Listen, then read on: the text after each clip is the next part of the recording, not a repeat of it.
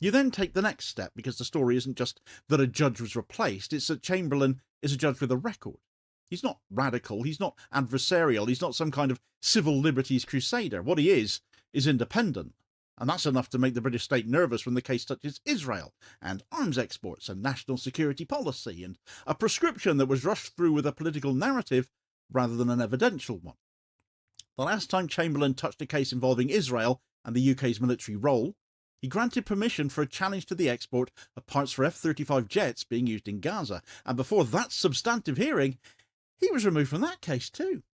2 cases in the same year, 2 involving Israeli military operations, 2 involving whether the British state is facilitating those operations, 2 where Chamberlain granted permission, and 2 where he mysteriously vanished from the proceedings before the government had to defend itself in open court. You don't need a conspiracy to see a pattern here. You just need a basic sense of how power behaves when it faces risk. And the risk here is not subtle.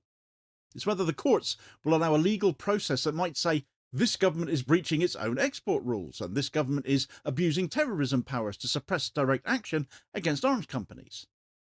So this is where you turn to the mechanics, because people like to imagine these things as drama, where really they're just procedures. Judges don't get replaced like this. When a judicial review is given permission, the case stays with that judge unless there's a conflict of interest, unavailability, or a scheduling issue. And every one of those situations comes with a public explanation, because the integrity of the system depends on reasons being given.